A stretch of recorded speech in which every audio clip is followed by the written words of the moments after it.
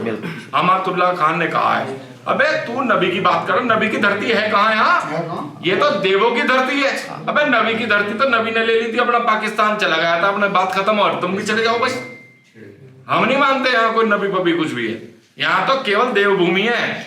आज सारी दुनिया ने देख लिया है कि भारत में जिहाद के खिलाफ सबसे बड़ी आवाज तुम्हारे बड़े भाई की है। पूरी जिद है मुझे मरने की। लोगों को जिद होती है बड़ी बड़ी पीठ बनाने की, बड़ा बड़ा मठाधीश बनने की।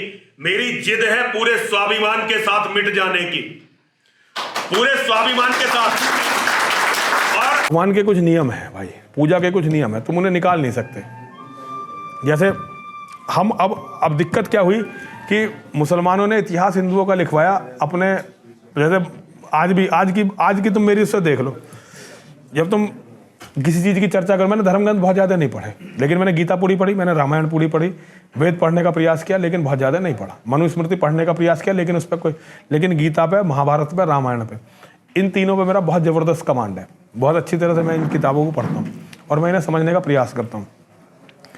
बहुत सारे लोग हैं जो केवल रामायण या केवल गीता पढ़ के या केवल भागवत पढ़ के बहुत बड़े बड़े प्रवचनकार हो गए।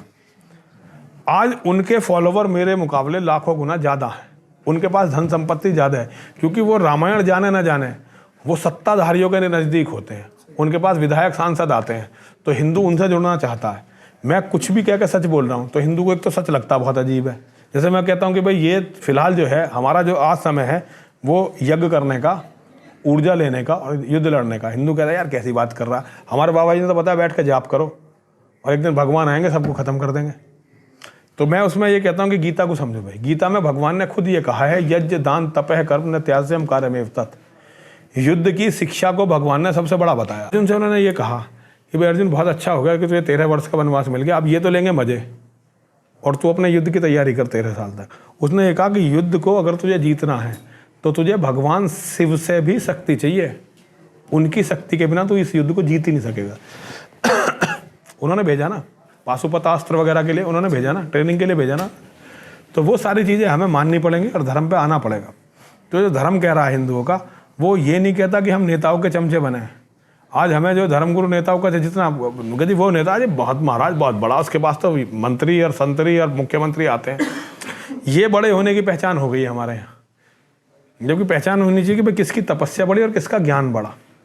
लेकिन वो हिंदू नहीं मानता। मुसलमानों में मौलाना होते हैं बड़े बड़े, कोई बड़ा मौलाना मैंने कभी मुसलमानों का बड़ा मौलाना सत्ताधारियों के पास जाते नहीं देखा। मुसलमानों में जितने भी होंगे वो उनके पास जाएंगे।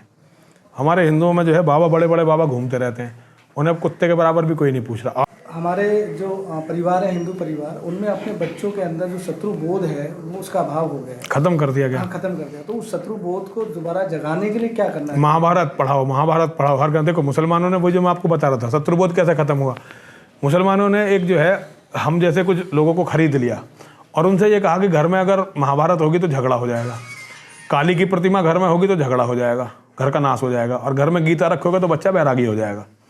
जबकि सत्य ये है कि महाभारत, गीता और काली की पूजा के बिना हिंदू बढ़ ही नहीं सकता भाई यार, हिंदू बढ़ ही नहीं सकता। हमें उन शक्तियों की पूजा करनी पड़ेगी जो हमारी सब शक्तियों की मुख्य शक्तियाँ, उनकी पूजा करनी पड़ेगी। हमें इन पूजाओं से हटाया गया है, हमें भगवान के नज़दीक पहुंचने नहीं दिया। हमारा जो है भगवान की पूजा का तरीका केवल यज्ञ है, केवल यज्ञ था हमारा, और हम यज्ञ करते हैं। आप पुरानी कोई भी किताब पढ़ो, उसमें आप करोगे कि ऋषि मुनि तो थे जो यज्ञ करते थे। यज्ञ का भाव देवताओं को जाता था, जो उन्होंने हम स्वाहा करके आहुति डालते हैं वो देवताओं को जाती थी, और देवता हमारी रक्षा करते थे, हमारी शक्ति बढ़ाते थे। जब हमने यज्ञ छोड़ दी और राक्षस यज्ञों का विध्वंस करते थे, राक्षस यज्ञ नहीं करते थे। राक्षस क्या करते थे? राक्षस शोध करते थे, तपस्या करते थे कि कैसे इनको कत्ल किया जाए, जो आज मुसलमान कर रहे हैं।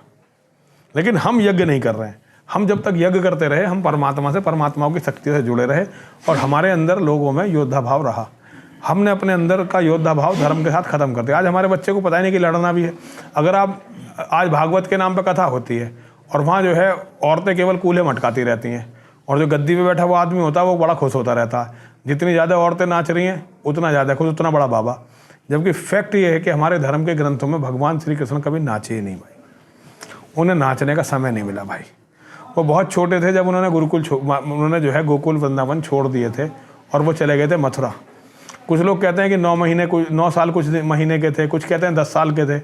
11 साल से ज़्यादा का तो कोई बता ही नहीं सकता। और उसके बाद उनके पूरे जीवन में केवल और केवल युद्ध रहा, युद्ध रहा, युद्ध रहा। युद्ध के सिवा उनके जीवन में कुछ था ही नहीं। तो ये भगवान श्री कृष्ण का जो गलत चरित्र चित्रण किया गया, इसने हमें बिल्कुल बर्बाद कर दिया। योगेश्वर ने हमारे कल्याण के लिए जन्म लिया और आज हमने योगेश्वर को क्या कर दिया। योगेश्वर की मामी का नाम है राधा, उनकी मातृवत शक्ति। जो असल में जब भगवान आते हैं तो भगवान की बहुत सारी शक्तियाँ आती हैं उनके साथ, उनकी रक्षा करने के लिए, उनके साथ देने के लिए।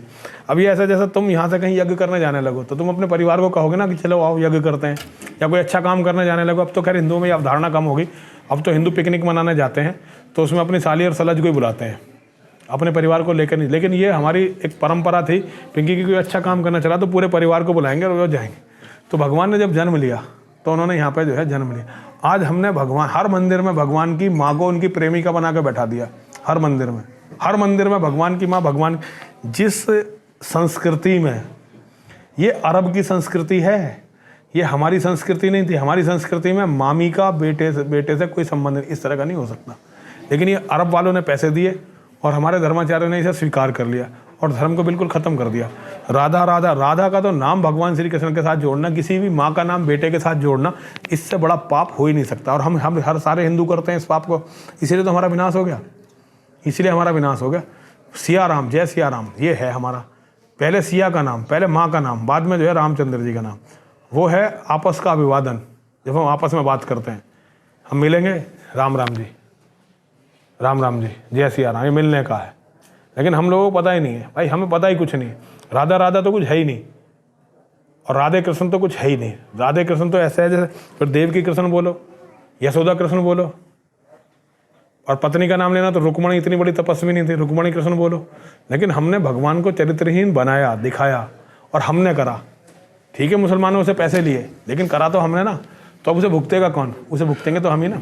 जो मंदिर सरकारी कब्जे में है, अब ये कितने कमाल की बात है, कितने कमाल की बात है। हर चीज का तो निजीकरण कर रहे हैं और मंदिरों का सरकारीकरण कर रहे हैं। हाँ। ये कितने क्योंकि उन्हें पता है हिंदू नामर्द है। आज भी जो मुसलमानों की थ्योरी है, जो मुसलमान हिंदू को नामर्द मानते हैं, हमारे नेता भी हिंदुओं को नामर्द ही मान के बैठे हैं। उन्हें पता है कि हिंदू क्या कहेगा, हिंदू कहेगा भाई हमारे पास है विकल्प क्या है, क्योंकि नामर्दों के पास विकल्प नहीं होता ही नहीं है। तो वो नेता हमें वही मानते हैं जो हमें मुसलमान मानते थे। वो कहते थे भाई ये कुछ भी नहीं कर सकते, इनमें कोई जान ही नहीं है।